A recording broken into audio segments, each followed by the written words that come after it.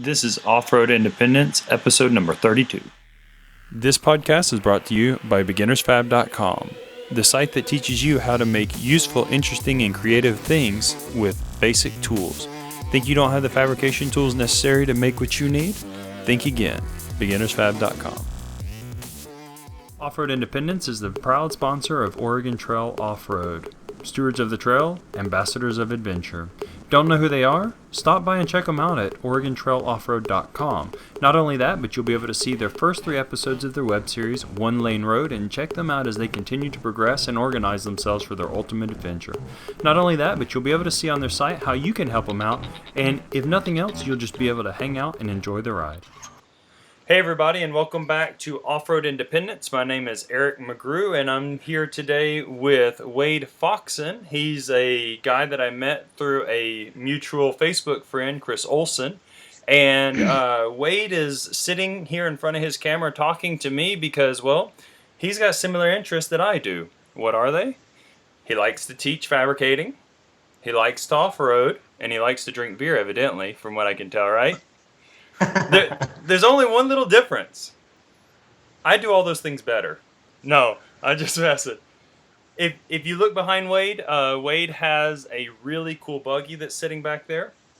And we're actually talking to him a little bit about that buggy as well, because Wayd has a little bit of a circumstance that makes his off-roading a bit different. And it requires a few different things. So we're going to get on to the conversation with Wayd today.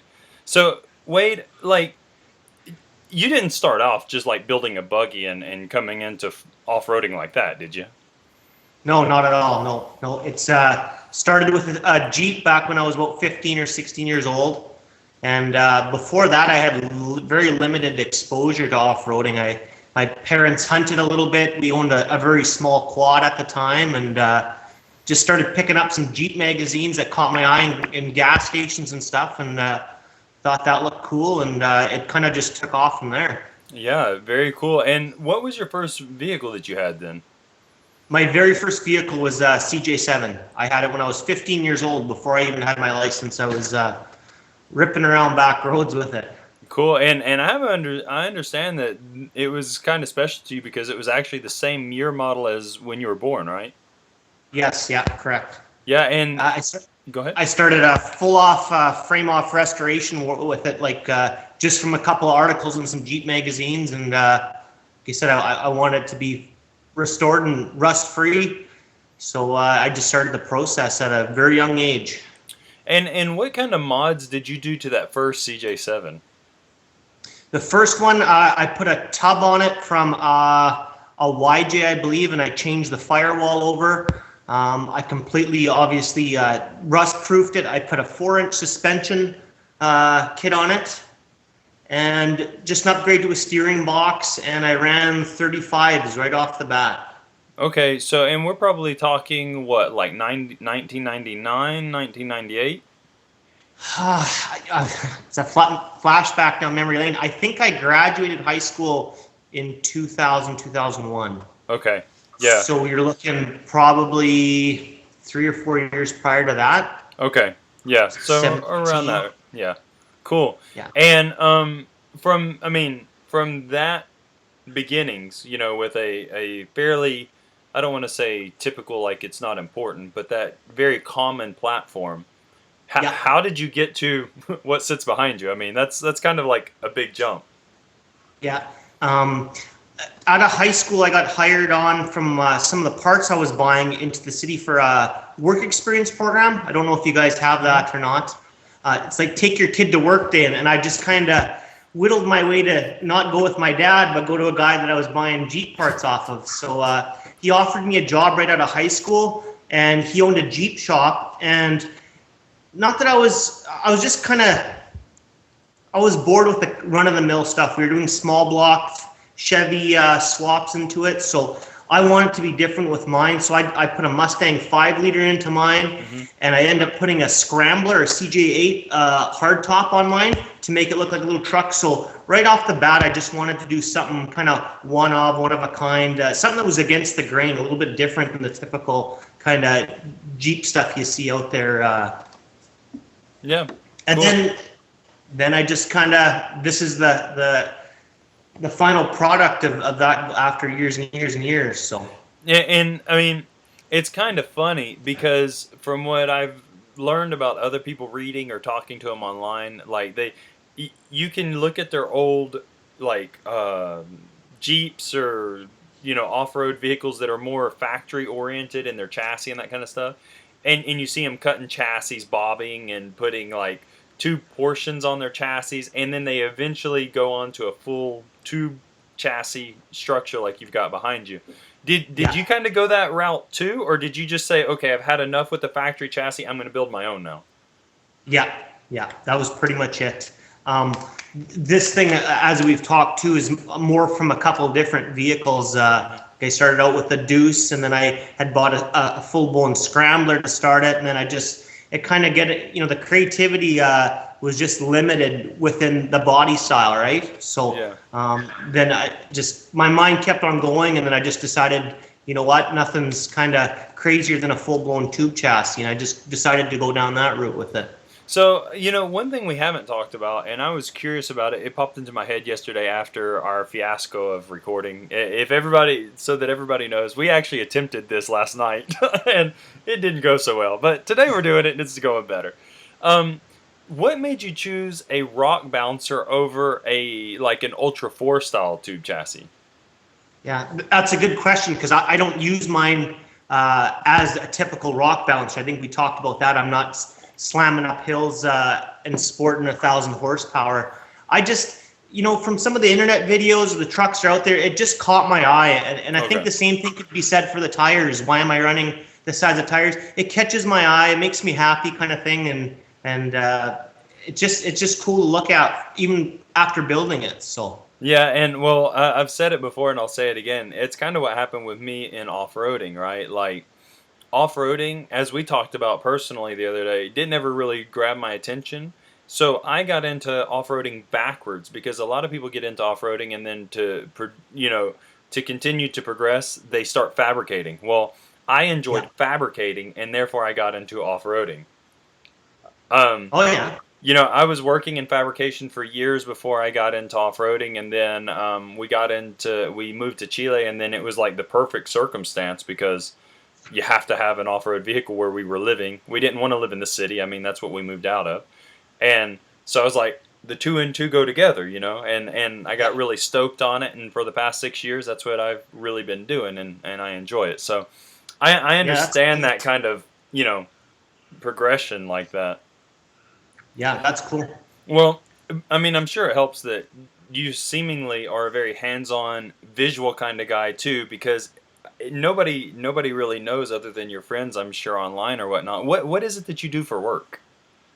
I'm a high school shops teacher in a very small rural town in Manitoba, Canada. So I didn't necessarily design the program, but it was offered in one other place in Western Canada, and we kind of mimicked the curriculum. It's called motorsport. So it's a handful of welding, small engine work, sleds, quads, dirt bikes, dune buggies, that kind of stuff. So definitely, it's my dream job for sure.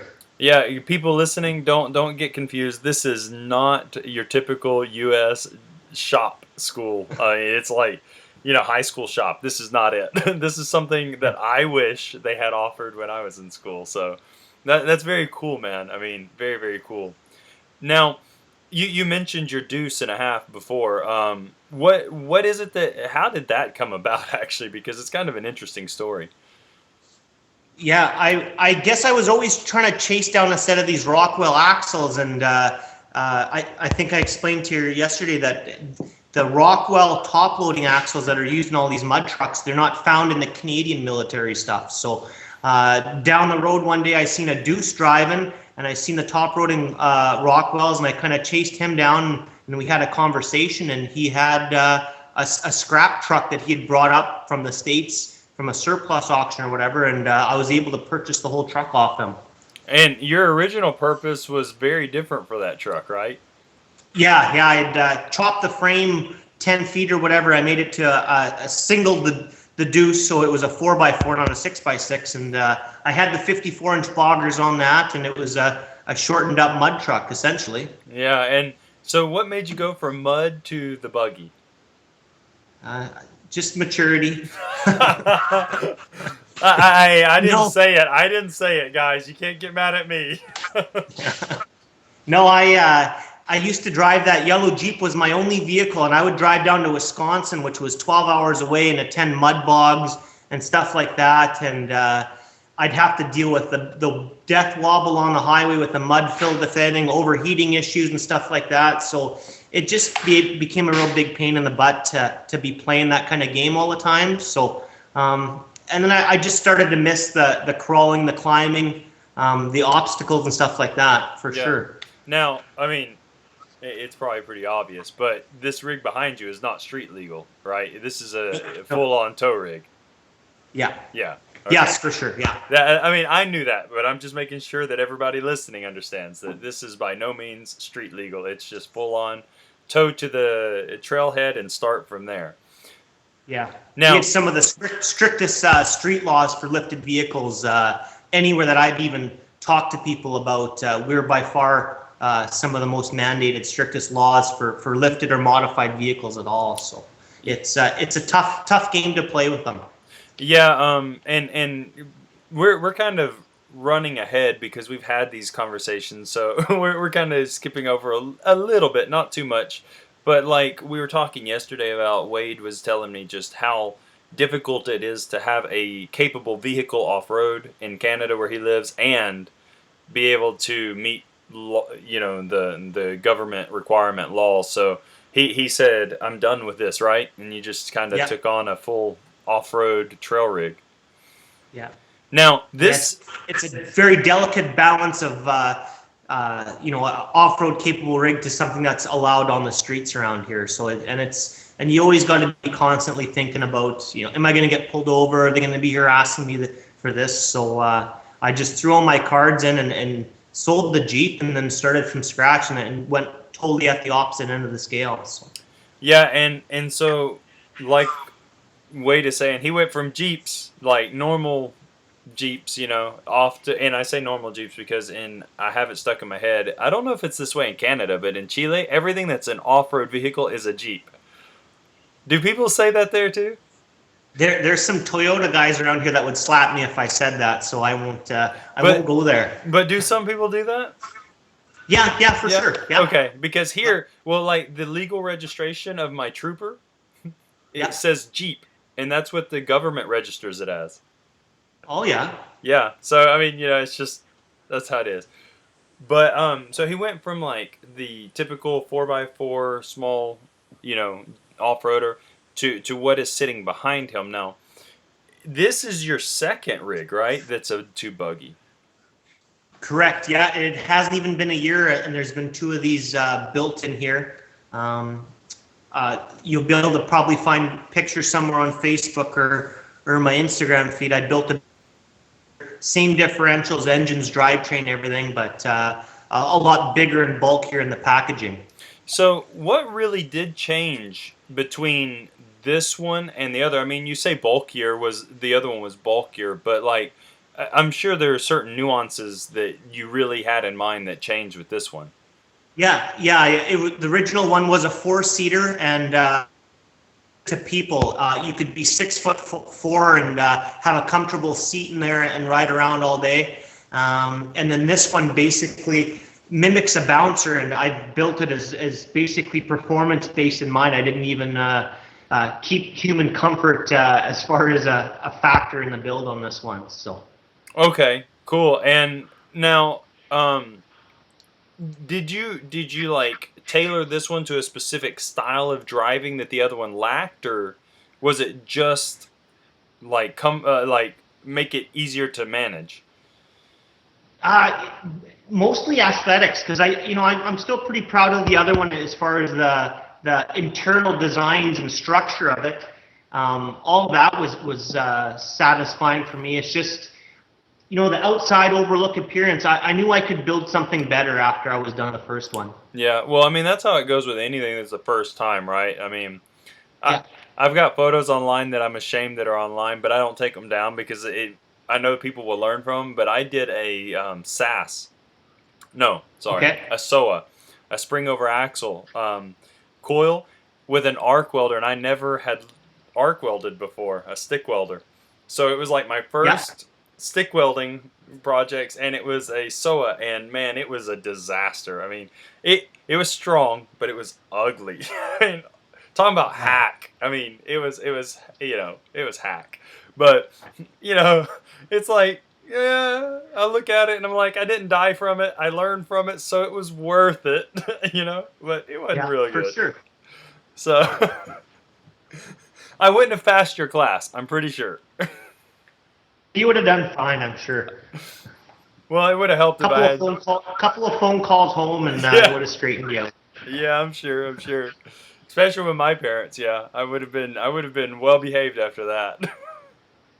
Yeah. Now you talked about some of the drivetrain and stuff coming or being in this buggy that was in the other buggy, but let's go over a little bit about what it is that you have as far as a drivetrain. I mean, I know that you mentioned your Rockwell axles, but you also mentioned before that the axles for typical off-road uses have particular modifications that people do to them, which I had no clue about.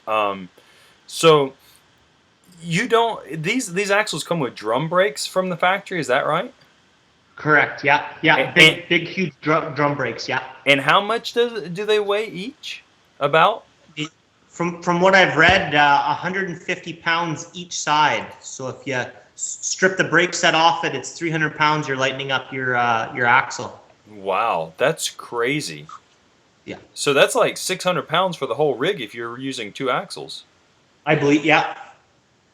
Now, and then you're not limited to running your 20-inch rims either, because now if you're running your pinion brake on your off your drive shaft or whatever. I've seen guys run 15-inch rims on these axles. So. Okay. Yeah, as well, so that everybody understands, I know that guys who are experienced and have been around for a long time, they know what Rockwells are and they know what a pinion brake and all that stuff is, but I thought, and once again, I'm not afraid of showing my lack of knowledge, my ignorance. Every guy I've ever seen in any magazine that ran Rockwells, one of the ways that I always knew it was a Rockwell was because it had a pinion brake on it. I mean, that's just, what they run. So I honestly thought that the axles came with a pinion brake on them from the factory. And Wayd told me yesterday, no, they don't come with a pinion brake. You actually adapt them for that, right? Right. And there's a particular interesting thing about these axles. Like, how are they made that makes them different and that you can use that pinion brake?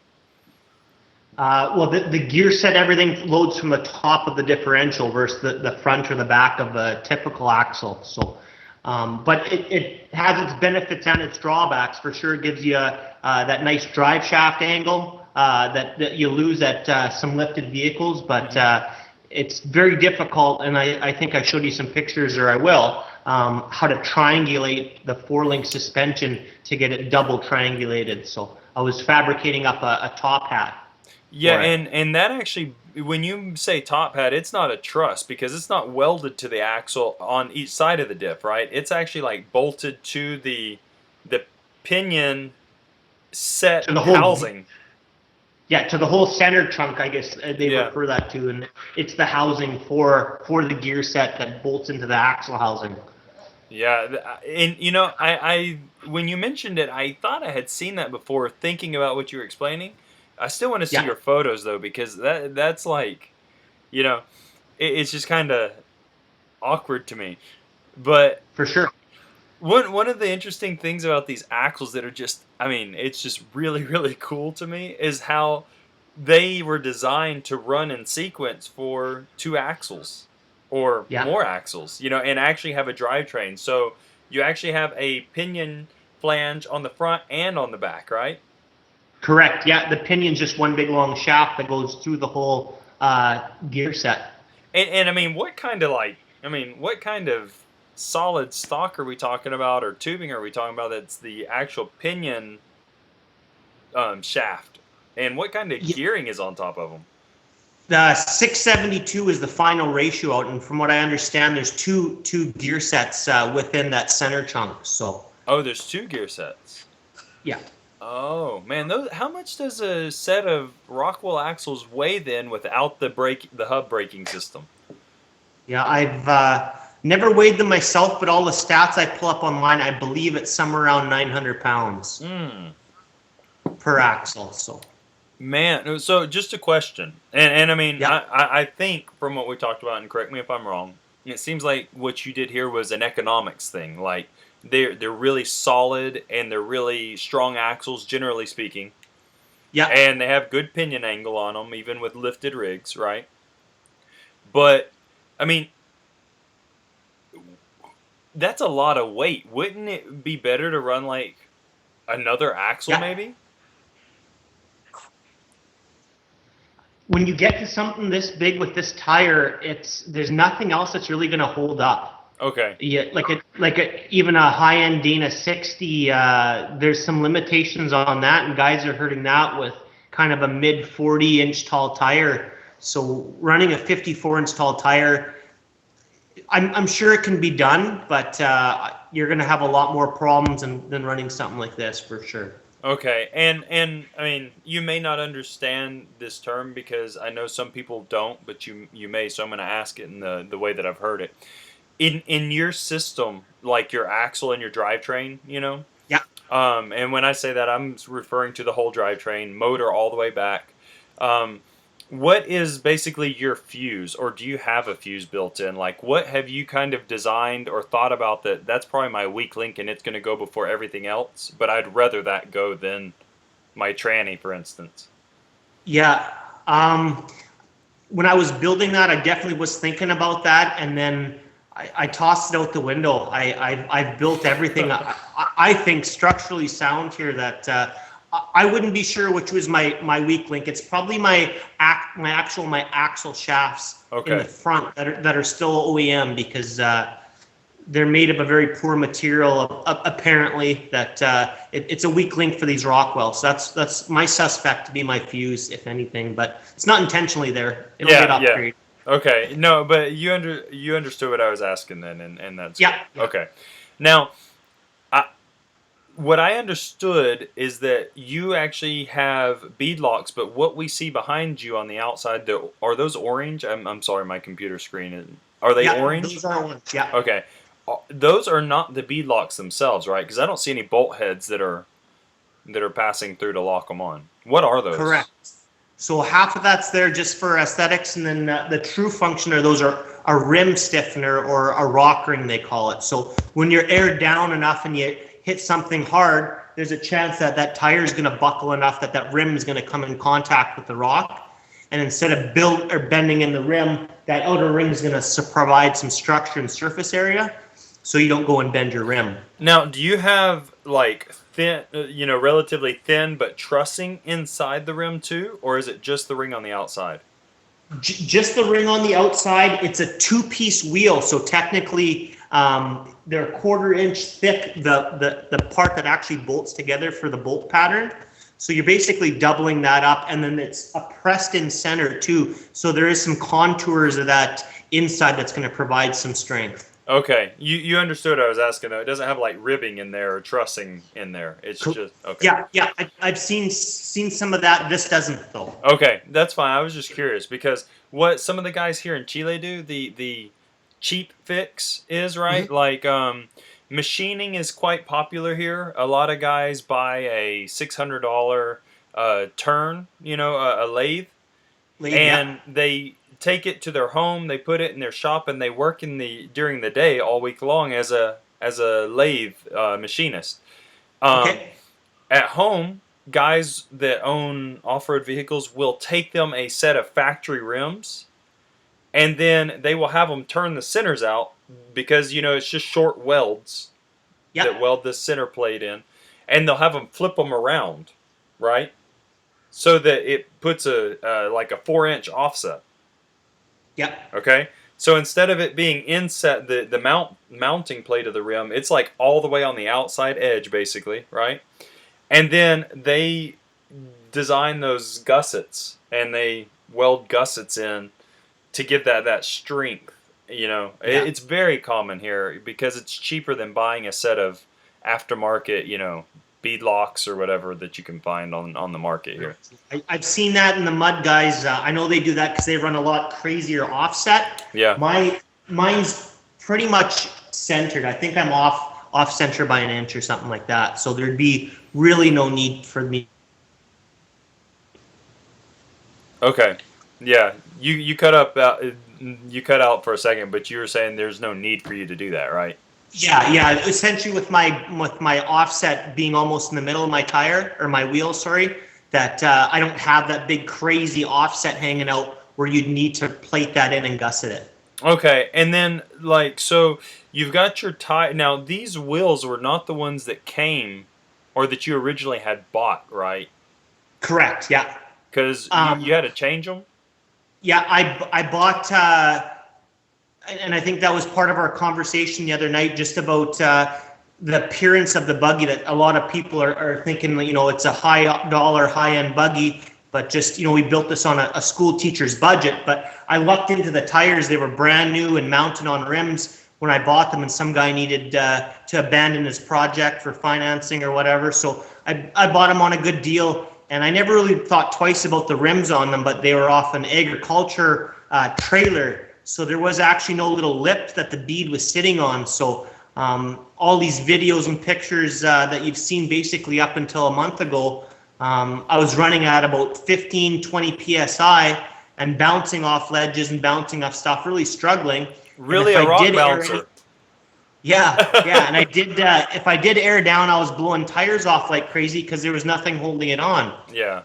And actually, when I went to go swap these out for the bead locks, all I had to do was let the air out of my tires, and the tires literally fell off the rims. So wow. It made my job pretty easy, but pretty foolish to be running around like that for so long without the proper equipment, for sure. Now, have you learned how to set and break the beads on these wheels with these tires? Do you do it yourself, or do you take it to somebody to have them do it? I do everything myself, yeah. And how are you setting your bead? Are you using like brake cleaner and then lighting it, or do you have a big enough compressor that it charges? With a two-piece wheel like this, it's basically you don't have to play that game. Yeah, you bolt it together, it holds it in place. So I keep forgetting they're two-piece like that. So yeah, good for you, man. On the trail, when I did blow it, we've used a can of ether to do that, to get me set back on. And I think it was another power tank down in South Dakota, a guy used with CO2, and it was able enough to flash it to be able to put it back on. Yeah, be careful with that ether, man. That stuff, it works good, but you know what they do here in Chile? What's that? Pour gasoline on it. Okay.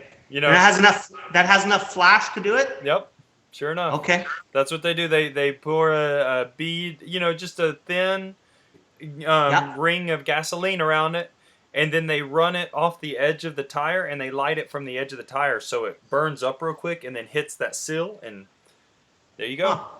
I didn't think gas would have that flash you would need. Yeah, I didn't either, but they use it a lot. If it works, it works. Yeah, cool. Yeah. I mean, I'll have to keep that one in the emergency handbook. Don't put diesel on it.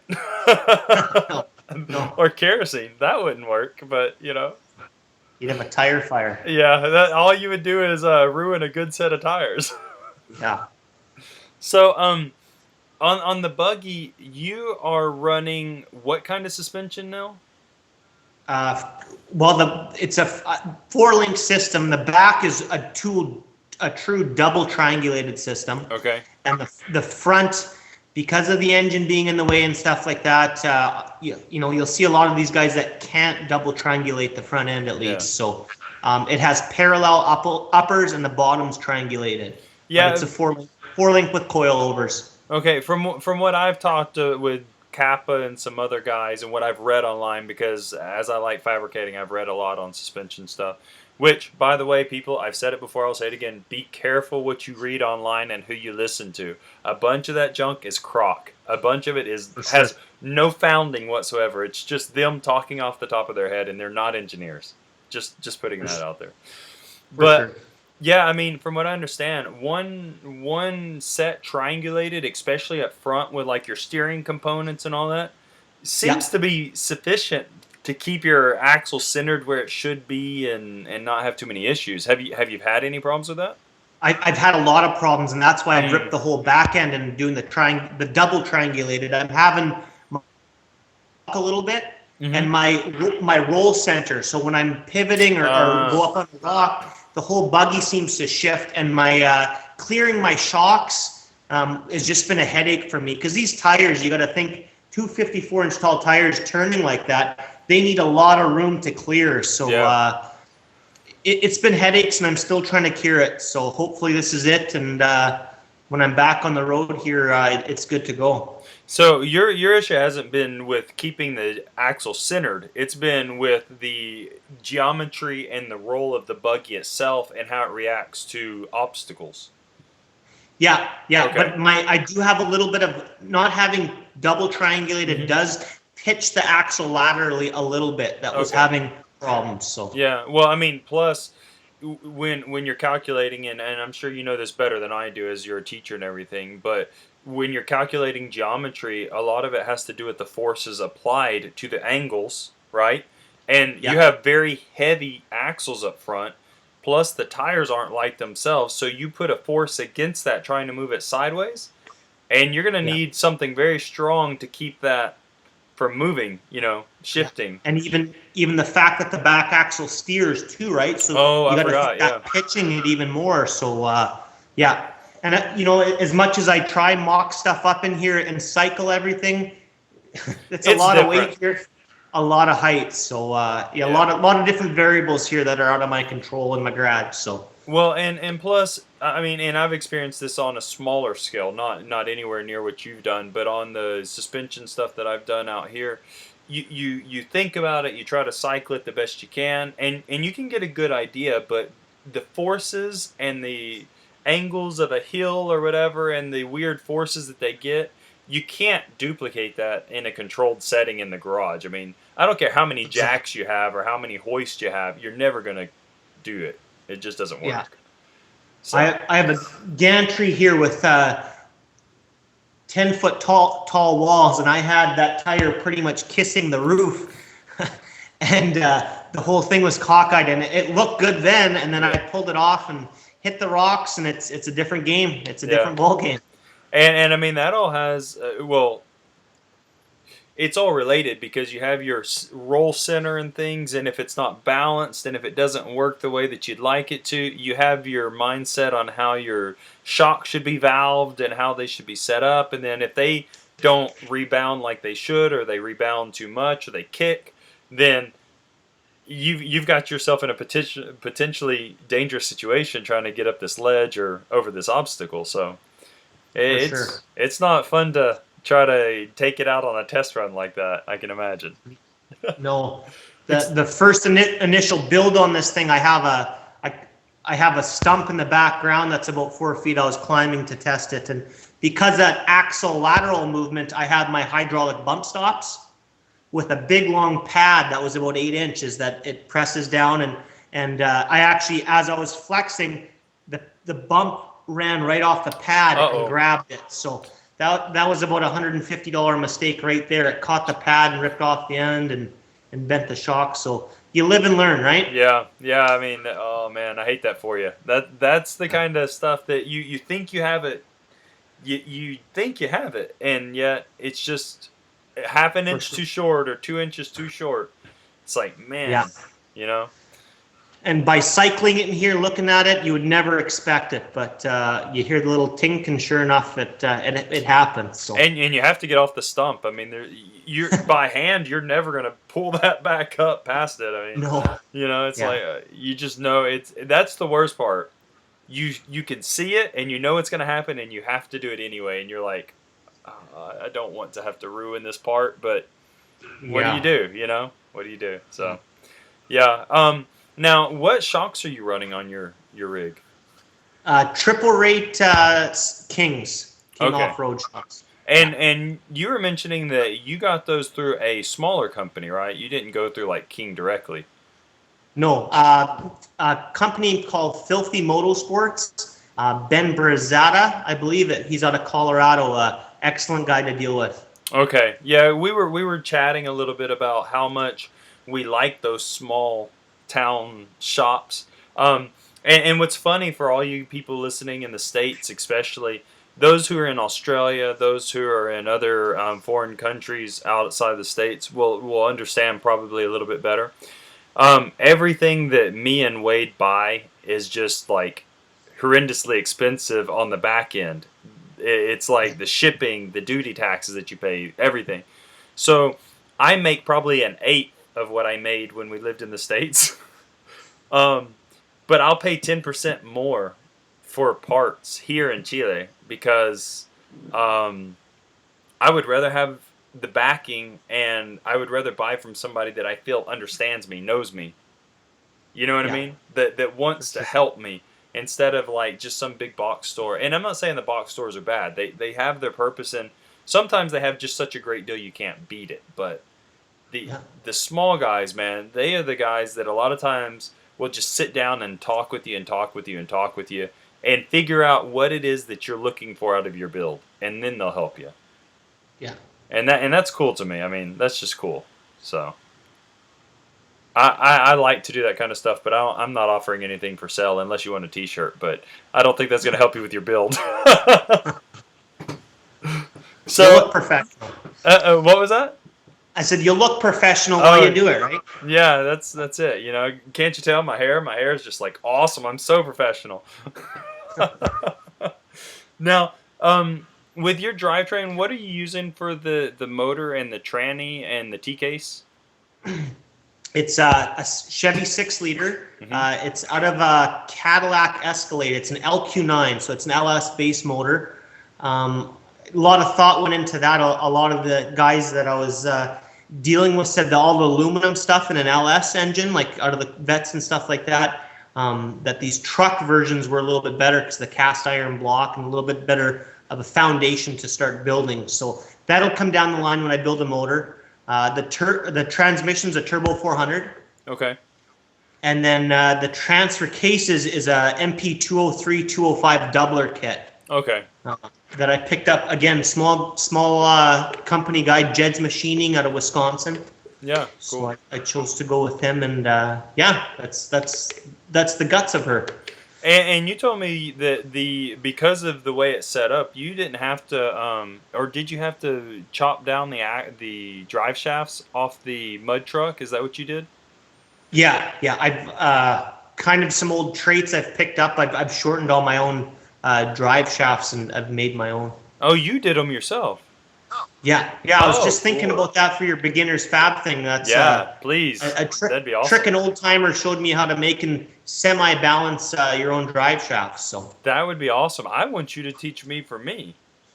I want to know how to do that. That's very cool. I've seen some old timers do it online, but because they're old timers and they're not accustomed to like videos and stuff, they didn't really show in real good detail what they were doing. You know what I mean? And I'm like, I get an idea, but it's not what I need. But yeah, I'd love to talk to you about that, man. That would be awesome. For sure. That would be very, very cool. Hey everybody, this is Eric with Off-Road Independence, and today I want to bring to you a new site. It's called banhammer4x4.com, and this site really looks like it's going to be something cool for the off-road community. What is it? Well, it's a bunch of stuff, but the part that I really, really like is the product reviews here. Why so? Because if you go down here and you look in here, you see basic description of it. You get a rating at the top left that talks about the value and the function of it. And then down you see it has strengths, weaknesses, and the overall idea of it. And if you go down here to where I'm at, you can click on those who have reviewed the product, and you get to see their profile. You can actually see things such as their ride or their vehicle that they're using, all the specs of their vehicle, and you also get to see what it was built for and what they would do differently. That gives you a realistic review that can be very close to what you're looking for. That's really cool. To be able to do this though, go by banhammer4x4.com, go over here, it'll say log in for you, register there, and then you can set up your own profile and start helping this community grow.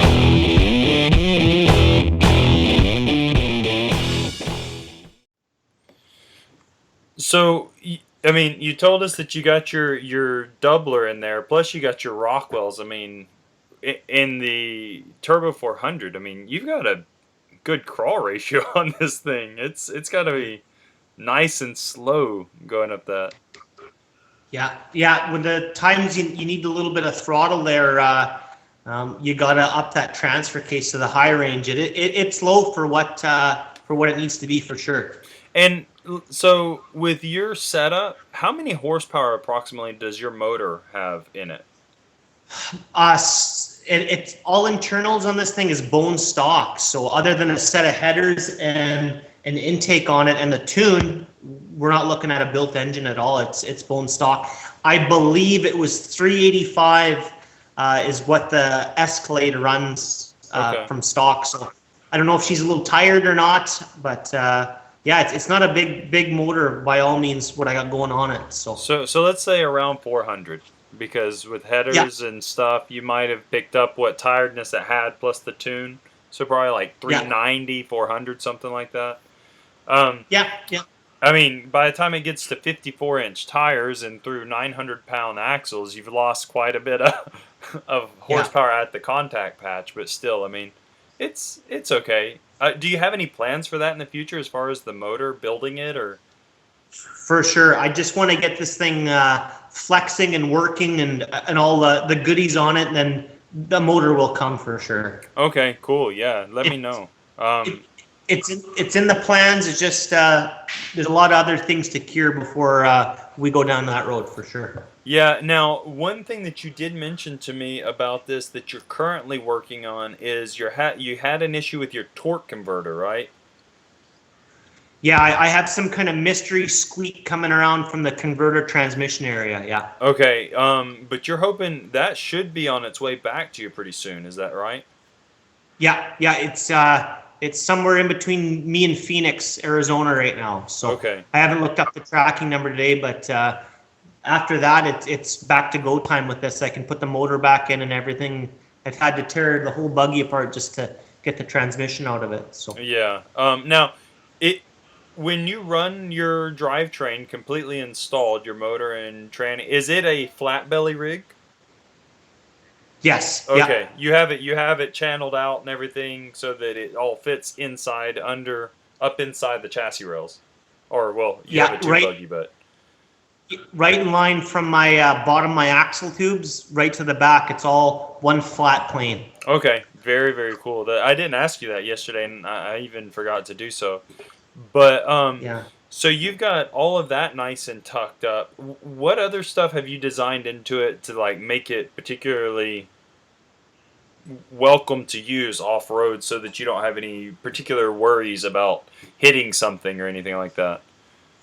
I wish I could shoot you a bottom with all the tube work underneath, but it's pretty strong in that aspect with all the webbing and everything and the way I've designed it. But the whole chassis, the widest part of it is 48 inches. So the seats are basically touching each other. There's no shifter or console in between. I got my shifter up on my dash and my rear steer valve as well. So the chassis itself is actually pretty tiny. It's 18 inches narrower than the original one I built. Okay. And what kind of shifter are you using? Did you go with a custom one, or are you using factory, I or? went an art car.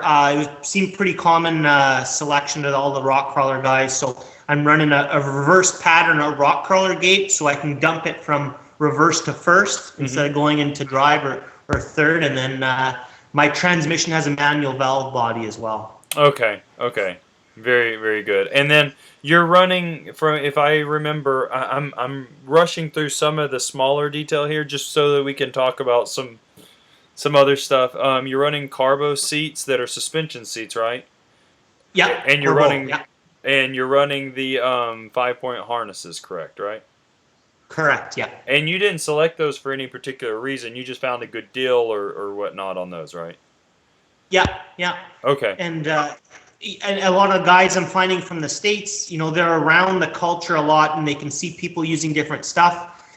Up here where it's not that common, it's basically what I'm learning online or from magazines, what's even available out there. So if there's a company that's smaller, that's not advertising some of that stuff, it might fly over my head or miss me.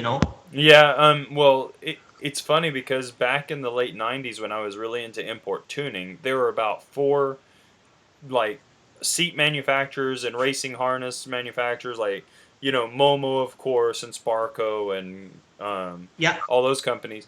But these days, there are a number of like really good quality guys that King of the Hammers guys are using, the Dirt Riot, the Mint 400, the Baja guys, all those guys are using that. Honestly, I mean, I've seen them, but I don't know much about these companies. But they're like really good, and when you find them online, they're really expensive seats and harnesses. But I've never even heard of Yeah. them. You know what I mean? Yeah. It's really gotten considerably more expanded than it seems like it used to be as far as publicity goes for that kind of stuff. For So, sure. Yeah. I caught the expo down in Easter Jeep Safari in Moab, and Yeah. just the amount of vendors and companies, and I consider myself to be very fluent in the off-road world, but there's stuff going on there that's above my head, and no clue that was going on, or even parts that were even available. So it's neat. Yeah, and it's interesting because it like I was talking, I can't remember who I was talking to, but I was talking to somebody on one of my interviews with them, and it's like I remember looking back as a kid, and even in the 90s, seemingly, and I could be completely wrong on this because I wasn't into off-roading seriously, but it seemed like before the mid 90s, off-roading was kind of just off-roading. You had one rig, it did basically everything. You Yeah. know what I mean? The same rig did Yeah. rock crawling, it did mud, it did desert, it did, everything. And since the 90s, off-roading has like really diversified into so many subgenres that are very specific. I mean, super, super specific. And it's like, I mean, clearly there's always been the Baja, guys and all that have built their truck specifically for desert. But it seems like the general enthusiast had one rig that did kind of everything, and now it's like, you build your rig for rock, you build it for, or you build an Ultra 4, which goes back to that root of doing everything, kind of, you know what I mean? Yeah. So it's just kind of Yeah. weird how it's really branched off in so many directions. For sure. For sure. And each of those has their own specific thing, you know what I mean, that they're designing and developing for that use. Yeah, they're purpose-built rigs for sure. Yeah. So I mean, yeah, it honestly, uh, we've talked before about how my podcast, I don't try to be a news podcast. I mean, there are podcasts that are out there that do that. They bring you the daily news or the weekly news or the monthly news or whatever on what's going on in off-roading and stuff, and that's cool. I think that's great. It helps, but I'm not good at that kind of stuff. I'm just not. So I know where my limits are, And Yeah. the fact is, I can't keep up with it because I've never been like a geek about stuff. I'm not a tech guy. I don't like to read articles about like all the torque converter stats and remember which ones work. And I research when I have a specific need. You know what I mean? Exactly. And it's like to keep up with everything going on in the off-road world is like, it's impossible. It's just so impossible these days. Yeah. I mean, Well, they have guys at companies now, right? Just shock guys, just suspension guys, engine guys. So one person in their garage or an off-roader can't do it all. No, well, I mean, I was watching a small video on ARB lockers, right? And it was talking about how they have 5 engineers on the ARB staff in Australia that all they do is revise weekly and monthly the design of the lockers to make them better. Okay. Their full-time job all year long for 5 engineers is working on lockers. Wow. I'm like, I thought maybe, one department oversaw the lockers, but they have just 5 engineers that all they do is revise them and rework them and redesign them, and I'm like, that's crazy. Yeah. So, but like with your first buggy, we're gonna get back onto the buggy for a minute. Well, I mean, that is the whole reason I started talking to you, right? Well, not the whole reason. I'm not using Wayd. That's not that's not the idea. We were talking because we wanted to talk, but I mean, we definitely had the idea of talking about his buggy and that kind of stuff because, I mean, look at it. It's just cool. I mean, that's the thing. It's just cool, And I mean, I know that guys have built them in their garage, but I've never met a guy who actually built a decent looking buggy in a rock bouncer in his garage. So this is pretty interesting for me. Yeah, this buggy was built with DOM, and I just felt I had got my bender figured out, my notcher, everything was good, that I'd spend the money and build it with the proper tubing. And I know some of these competitions that I'm looking at entering or doing whatever, they need to know all that stuff, and they won't let you run unless your cage is built out of certain stuff. So I decided to cough up the cash in that department and do it DOM this time. Yeah, because DOM tubing is not cheap. I mean, No, it's no. that'll give you a heart attack buying a load of DOM tubing, man. Yeah, buying steel in general is not something easily swallowed, but yeah, DOM tubing is a whole nother story as far as pricing goes. So I got you. I understand. You make a mistake and it hurts. Yeah. For sure. So you had mentioned yesterday that you bought calculating software and all this stuff to bend, but you couldn't get it to really match up. And I'm not saying the software was bad, and I know you weren't saying it, but sometimes what we see and what we can mentally assimilate and do is a little bit different, right?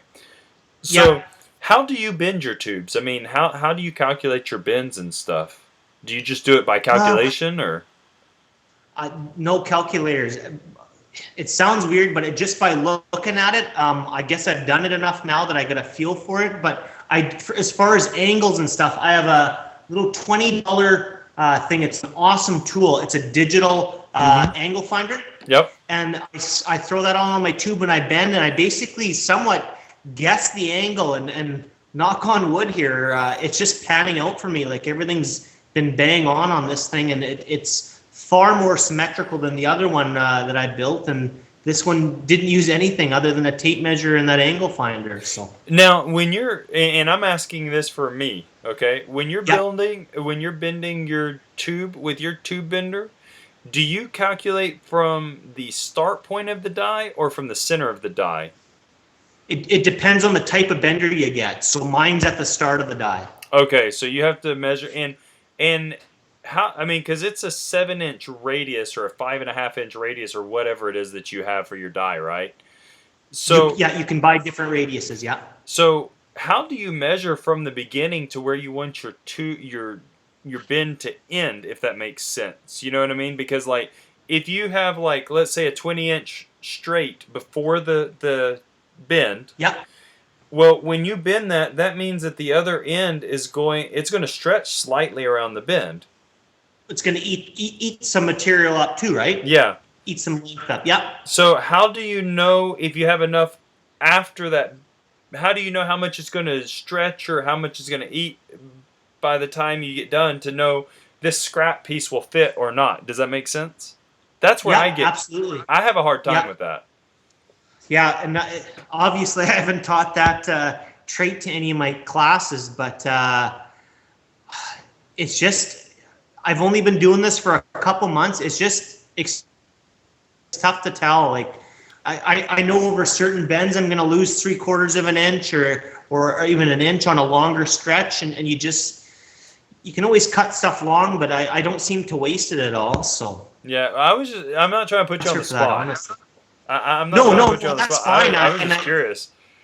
It sounds like I don't know what I'm doing though, so no, don't. I kind of feel bad for that. No, don't. It doesn't, because there's a difference in. Well, I guess I'm sorry, Wade. I'm not trying to make you sound like you don't know what you're doing, because I don't think you don't know what you're doing. No. It's just there are people, and I'm one of them, that can totally just sit down and look at something and make it work. And like the tube that I've bent, because I have a pipe bender. I don't have a tube bender. I'm not that high tech, but the piping that I've bent has been pretty spot on. I mean, I can judge by look that it's going to be maybe an inch, 2 inches longer. You know what I mean? And I'll cut that off. I can eat an inch or two on a cut. But yeah, I mean, I can see it. But if you ask me how to tell somebody, and that's what I'm looking for, I'm trying to figure out how to calculate it. You know what I mean? Because I can't calculate it. I can just tell you. My mind tells me that will work, and it works. Yeah, and it'll be different on a different radius or a different type of bender too. Well, right? even so the diameter. Yeah. And I So mean, you sorry. got to know your tools, I guess. Yeah, and see that's the thing about the pipe benders is that unlike a tube bender, right? Tube benders, no matter what size tubing you're bending, you buy the dies at a certain radius, right? Yep. Well, on a Yep. pipe bender, it's a sliding rule of, is that right? The term, a sliding rule, where if it gets smaller, the radius gets smaller. It's not the same radius on every die. Does that make sense? Kind of, yeah. I haven't dabbled too much, honestly, with the actual pipe benders. So Because like 2.5 inch pipe is like a 7.5 or 7 inch radius, right? But okay, like 3/4 inch pipe is only like a 1.5 inch radius. right, they're almost proportional as they step Exactly. down there. So they Yeah. step and they stagger in sizing, not only in the diameter but also in the radius. The radius. Yeah. It's really weird. So I want to get me a tube bender. I'm looking at one of the in the future, not right now, one of the affordable benders because they look like they're Okay. decent machines and they're Yep. cheap. So Yeah. I mean, I could build a bender if I just had the dies, but the dies are the most expensive parts of the whole thing. So Exactly. Yeah. Now, what size tubing did you use in your buggy bin? 1.75 inches. The whole thing.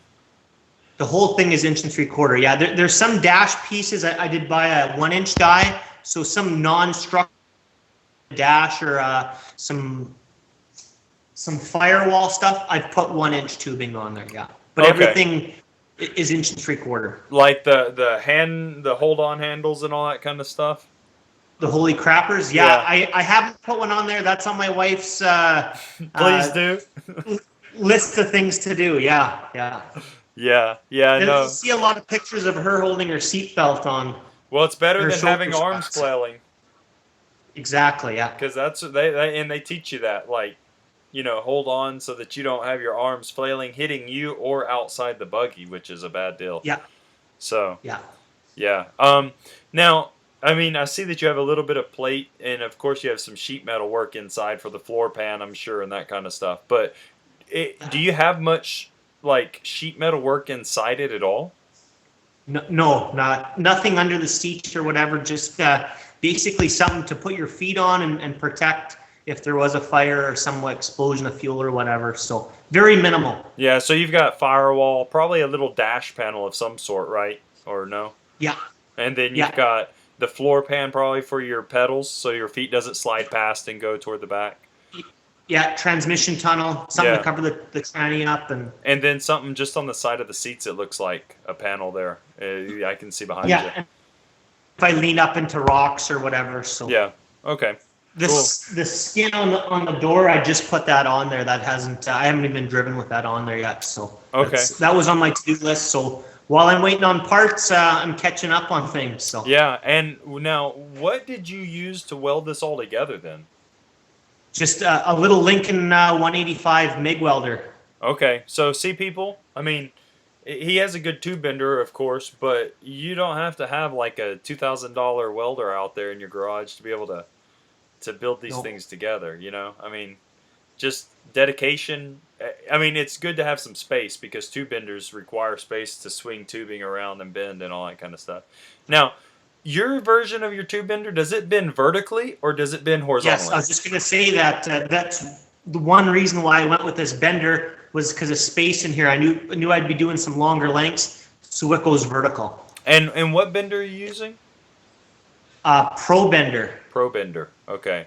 Do you mind telling how about the price range of that bender for people? Relatively. I think with the two different dies, I think American it came out to $1,000, maybe a little shy of $1,000. Okay.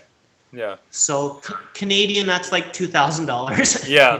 Yeah. Time you get it home and all that stuff. So this one was out of Minneapolis, so it was relatively closer to me. So that helped with shipping and stuff like that. So there's a couple of reasons why I went with this one.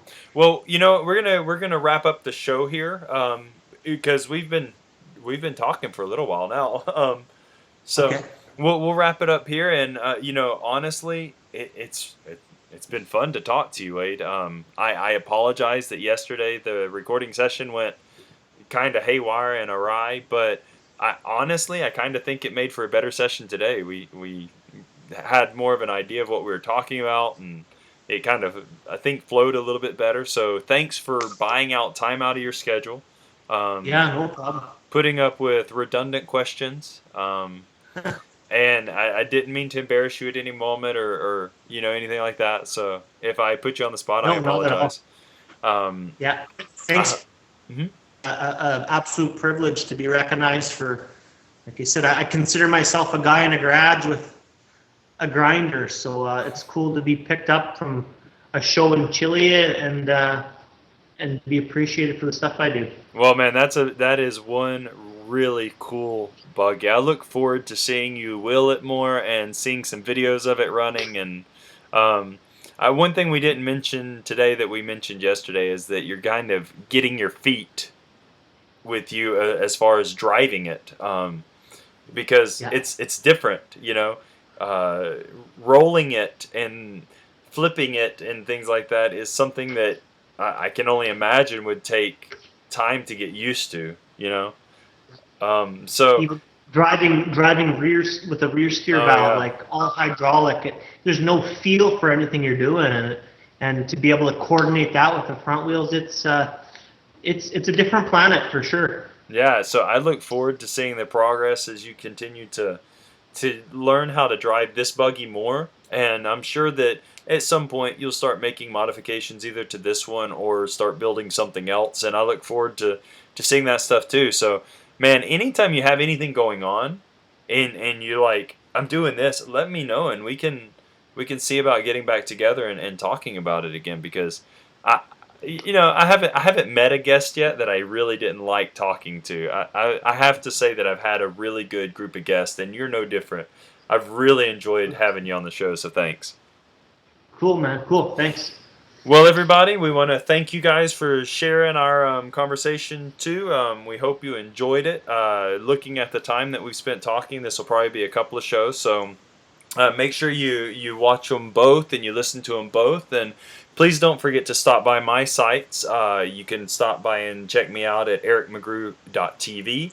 I have videos, I have articles and that kind of stuff. You can also check out Off-Road Independence, where you see all of the listing of the Off-Road Independence podcast. And then, of course, as Wade had mentioned earlier, I have beginnersfab.com. I'm no expert in fabricating, but I try to share what I'm learning through my own errors and my own research and my own practice with others. So if you're getting into fabrication, do that. Wade's on there. He hangs out there a little bit with me. He tries to help out. I've seen him post a few times. So take that into consideration. And if you want to support the show, I would be greatly appreciative of that. You can do so through checking out my sites, of course, and also through making sure that you check out my Zazzle store. And through my Zazzle store, you can get hoodies, t-shirts, sweatshirts, stickers, anything like that. And all of that, the little bit that I make on it, goes to helping me keep these shows going. I'm not getting rich, I promise. This is...